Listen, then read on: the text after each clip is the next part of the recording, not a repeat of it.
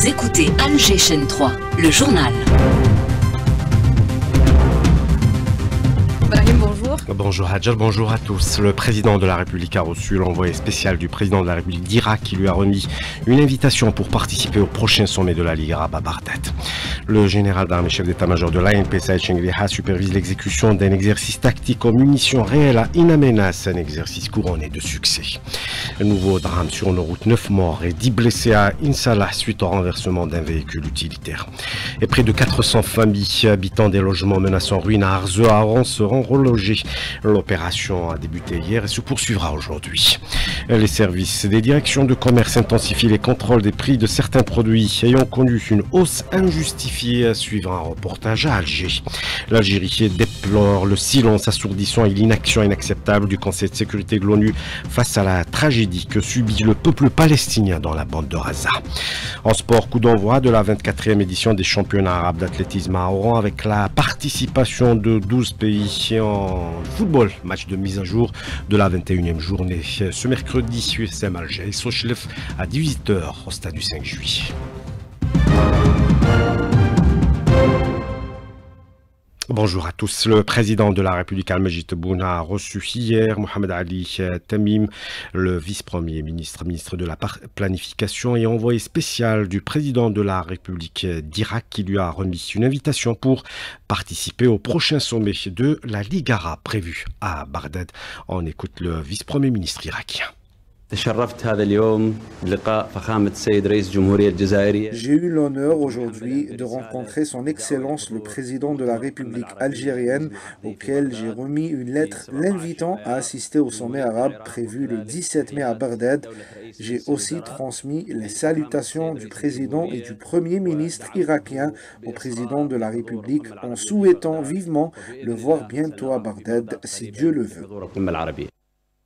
C'était le vice-premier ministre irakien. Le général d'armée, chef d'état-major de l'ANP, Saïd Chengriha, a supervisé hier l'exécution d'un exercice tactique avec munitions réelles au niveau du secteur opérationnel nord-est In Amenas. L'exercice tactique avait pour objectif de tester la disponibilité au combat des unités du secteur opérationnel et la capacité d'exécution des éventuelles missions de combat et la maîtrise du matériel dans les conditions d'un combat réel. Au terme de l'exercice, le général d'armée Saïd Chengriha a félicité les personnels de ces unités pour les efforts consentis lors de la préparation et l'exécution de cet exercice tactique sanctionné par des résultats très satisfaisants, indique un communiqué du ministère de la Défense nationale. C'est l'hécatombe sur nos routes ces dernières 48 heures. Un autre accident a causé la mort hier à 9 personnes, 10 blessés à Insalah suite au renversement d'un véhicule utilitaire. Ce bilan s'ajoute à celui établi hier faisant état de la mort de 15 personnes, 245 blessés ces dernières 48 heures selon la protection civile. La protection civile dont le travail est salué d'ailleurs par le ministre de l'Intérieur qui a présidé hier la cérémonie de sortie de promotion. 114 lieutenants et sous-lieutenants, près de 3000 agents dont 29 femmes. Brahim Merad annonce à l'occasion le renforcement des effectifs. On va recruter un nombre de 2200 entre agents, officiers et sous-officiers. Ils viendront ainsi renforcer les effectifs de la protection civile après une formation d'une année. La protection civile qui intervient en toute situation dotée d'une organisation minutieuse et de nouveaux équipements dans le but de répondre à la nature de ces missions. Le ministre de l'Intérieur, Brahim Merad. Lutte contre la drogue, endurcissement des peines est prévu dans le projet de loi modifiant et complétant la loi sur la prévention et la répression de l'usage et du trafic de stupéfiants et de psychotropes. Le ministre de la Justice l'a annoncé hier en membre de la Commission des affaires administratives et des libertés de l'APN. Le projet de loi stipule la peine capitale pour les crimes jugés graves dans les affaires de drogue, notamment lorsque le crime commis entraîne la mort, cause de graves préjudices pour la santé publique ou s'il est commis avec circonstances aggravantes. Le texte vise la protection de la santé publique et le renforcement de la prise de conscience de la société, l'immunisation des établissements d'éducation, d'enseignement et de formation et l'amélioration de la coordination intersectorielle et la coopération internationale, a déclaré le ministre de la Justice. Direction Oran, où près de 400 familles habitant des logements menaçants en ruine à Arzew sont relogées. L'opération qui a débuté hier se poursuivra aujourd'hui aujourd'hui. Les détails avec notre correspondant Mohamed Hamza Belmatani. Après une première phase menée hier qui a permis de reloger 174 familles vivant dans des immeubles menaçant ruine. 216 autres familles seront transférées aujourd'hui vers de nouveaux logements situés dans la cité Cheikh Khalifa Mahmoud. L'Oueli d'Oran Samir Shibani avait supervisé hier le bon déroulement de cette opération d'envergure en réaffirmant que la priorité absolue est de garantir la sécurité des personnes et de leur offrir un logement décent. Cette opération de relogement concerne un total de 390 familles occupant des immeubles en état de dégradation avancée. Les autorités locales et les services concernés sont pleinement mobilisés pour assurer un bon déroulement de l'ensemble de cette opération. Doran Mohamed Hamza Belmadani, Alger, Chan 3. Et intense opération de contrôle des services des directions du commerce ces derniers jours.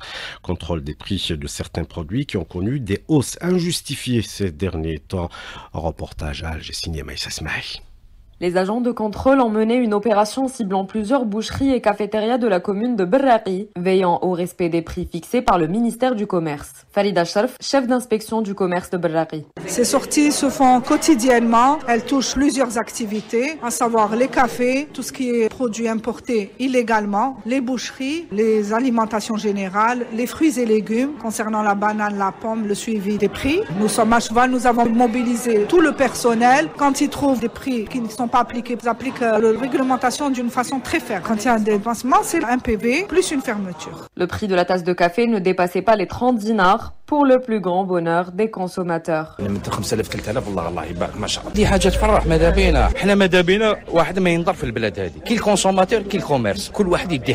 mesure jugée bénéfique aussi bien pour les clients que pour les commerçants, comme le souligne Riyad, propriétaire d'une cafétéria.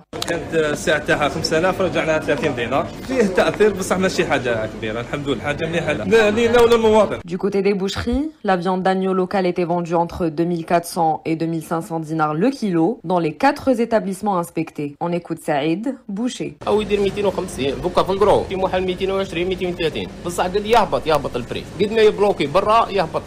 cas d'infraction, les citoyens peuvent déposer plainte en appelant le numéro vert 20 10 ou en se rendant au bureau de l'inspection du commerce. Un reportage signé Maïssa Smaï. La technologie Wi-Fi 7 génération arrive. Elle offre une vitesse Internet pour moderniser plusieurs processus, notamment la sphère économique. L'annonce en a été faite hier soir lors d'une rencontre organisée par Algérie Télécom. Les détails avec Samia Aloun. Accompagner la transformation numérique du pays et couvrir un maximum de besoins en termes de connectivité, Algérie Télécom poursuit sa progression, à commencer par des tests effectués récemment qui démontrent que la vitesse Internet atteint, voire dépasse, les 1,2 gigas par seconde. Plus de rapidité équivaut à plus de productivité dans une société qui se numérise progressivement. Les services en ligne, les prestations de services utilisant Internet, mais également les innovateurs et porteurs de projets qui aspirent à utiliser cette même rapidité pour concrétiser plus rapidement leurs idées, majoritairement basé sur le numérique. Nouveauté annoncée durant cette célébration, c'est la technologie Wi-Fi 7, Wi-Fi de 7e génération, première du genre dans le continent africain, qui en plus de garantir une meilleure gestion des connexions multiples, offre une vitesse nettement supérieure avec une latence réduite. En d'autres termes, les informations, les données sont transmises instantanément. Une vitesse Internet qui permettra de moderniser un bon nombre de processus, d'automatiser d'autres avec plus d'aisance à travers l'Internet des objets. En d'autres termes, moderniser les secteurs économiques, industriels, agricoles, en plus d'exploiter les données statistiques avec plus de rapidité et de précision pour faciliter la prise de décision. Un compte rendu signé Samuel Sonelgaz et Jure Vernova viennent de marquer un nouveau pas en matière d'exportation de turbines à gaz et d'équipements de postes électriques de haute et très haute tension. Plusieurs mémorandums d'entente ont été signés à Londres et les deux sociétés vont fabriquer localement des équipements dans l'usine Jihad Batna. C'est ce que dit Fatma Zohra Marzougui, directrice de la communication à Sonelgaz. Elle est contactée par Sofia Boukacha. Ces accords illustrent la volonté commune des deux parties pour développer leur partenariat et constituer une étape importante vers la concrétisation des objectifs nationaux de développement industriel et d'augmentation de la valeur ajoutée locale. D'autre part, l'acquisition de parts de marché à l'échelle internationale. Les MOU signés aujourd'hui entre Sonelgaz et son partenaire GeoVernova prévoient la localisation de la fabrication au niveau de l'usine de GEAT située à Betna, ainsi que la commercialisation de plusieurs gammes de turbines à gaz et d'équipements de postes électriques de haute et très haute tension. Ils portent sur un volume de puissance de 35% de plus des 20 gigawattheures destinés à l'exportation vers un pays du Moyen-Orient. Ces accords prévoient également l'exportation de 2 turbines à gaz vers un autre pays du Moyen-Orient au cours du 4e trimestre de l'année en cours. Nous sommes à la veille des célébrations de la fête des travailleurs. Le 1er mai, Nariman Mendil reçoit après ce journal le secrétaire général de l'UGT Ammar Takjout pour parler des défis auxquels face le monde du travail. Ce sera après ce journal. Entretien téléphonique entre le ministre des Affaires étrangères Ahmad Attaf et son homologue de l'Inde. Les relations bilatérales et la prochaine réunion de la commission mixte étaient abordées. Par ailleurs, Attaf a réaffirmé la position de l'Algérie condamnant fermement l'attentat terroriste ayant ciblé la ville de Pahalgam, faisant plusieurs morts et blessés parmi les civils. Et avec son homologue iranien, Ahmad Attaf a été informé des derniers développements dans le processus de négociation relatif au programme nucléaire iranien, des négociations indirectes sous les auspices du sultanat d'Oman. L'Algérie déplore depuis New York le silence assourdissant et l'inaction inacceptable du Conseil de sécurité de l'ONU face à la tragédie que subit le peuple palestinien dans la bande de Gaza depuis plus d'une année. Et par la voix de son représentant permanent auprès des Nations Unies, l'Algérie dénonce la politique de 2 poids 2 mesures ayant encouragé l'entité sioniste en toute impunité à poursuivre son génocide. On écoute Ammar Benjama.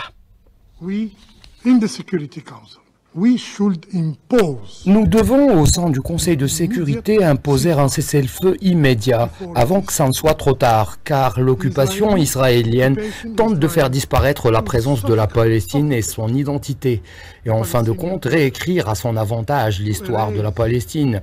Mais tout cela est vain, car le peuple palestinien a quand même le droit inaliénable à l'autodétermination avec le soutien de la communauté internationale. Et à La Haye, l'Algérie a pris la parole hier devant la Cour internationale de justice défendant fermement l'action de l'ONU à Gaza et dans les territoires palestiniens occupés. Elle a dénoncé les violations sionistes du droit international. La culture avec l'utilisation de l'intelligence artificielle pour préserver le patrimoine national. C'est ce qu'a fait les responsables du palais Mustafa Pacha situé à la Casbah d'Alger. Sida Alifas. L'intelligence artificielle a des manières évidentes investi les secteurs culturels de multiples applications développées des startups spécialisées. Le manager de la startup Isra Media, Nsar Delaib, revient sur le travail réalisé par l'intelligence artificielle au palais Mustafa Pacha. C'est une première. Nous avons carrément modélisé le Mustafa Pacha qui lui-même, à l'aide de l'intelligence artificielle, il présente les lieux. Il y a lieu de scanner les codes QR et là, ils peuvent trouver Mustafa Pacha dans les descriptions des lieux. Nous l'avons utilisé l'intelligence artificielle, secondo, pour mieux expliquer les tableaux. Nous avons reconstitué les personnages, c'est-à-dire les artistes, et c'est eux-mêmes qui peuvent donner les explications par rapport au tableau. C'est une valeur ajoutée par rapport au lieu, par rapport au tableau, par rapport à l'artiste. Nous, on donne exactement ce qui est décrit dans les manuscrits, dans les plans. On le traduit par soit une vidéo, soit en réalité augmentée, soit en réalité virtuelle. Au contraire, par rapport à cette génération, c'est leur langage. Ils aiment bien avoir les choses, à écouter les choses. Vous pouvez découvrir les travaux réalisés par la start-up Isra Media sur l'intelligence artificielle au Musée public national de l'enluminure, de la miniature et de la calligraphie, le palais Mustafa Pacha. Les sports avec l'athlétisme et début des compétitions pour le compte de la 24e édition du championnat arabe à Oran avec la participation de 12 pays du football et l'USM Alger qui reçoit un match de mise à jour. L'AS Ochlef à 18h au stade du 5 juillet. Et en football européen à suivre la deuxième demi-finale entre l'Inter et Barcelone et l'Inter. Hier, Arsenal a été battu à domicile par le PSG sur le score d'1-0. C'est la fin de ce journal. Merci d'avoir suivi la météo à James Saouti.